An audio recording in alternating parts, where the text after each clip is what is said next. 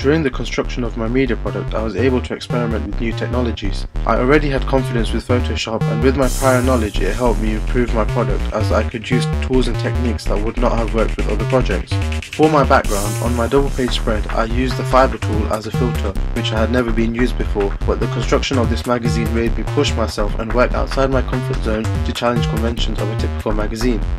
On the front cover, I experimented with the brightness and contrast tool and the hue and saturation tool, and it helped me adjust the image to ensure that it would stand out. However, I later found that the car looked too bright and I had to clear this part alone.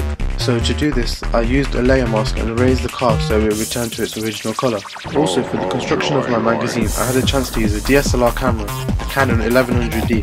However, I did not have much knowledge or confidence of using this, but after having some experience, I learnt how to zoom on the camera, and therefore this helped me focus on particular parts of the artist, and the focus helped me isolate certain objects to help constrain the image. The first half of my secondary research, which was a splatter effect, did not turn out to be useful, as my initial idea was to use a female artist for my double page spread, and she would be splattered into the text and faded out, but then my final decision was to use a male artist.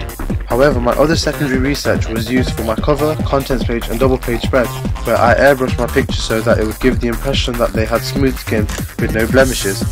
For getting rid of the blemishes, I used a spot healing brush tool. I sized up the brush to the exact size of the blemish and I simply clicked on it and it disappears to match the skin colour. After that, I then duplicated my layer, and on that layer I did a surface blur so it would give the impression that the skin has been lightly airbrushed. To add some of the shadows back into the image, I used a Gaussian blur. Once this was complete, I then had to sharpen the main features such as the eyes and nose. To do this, I used an eraser tool with a soft edge so that there wasn't a hard contrast between the blur and the sharp edges.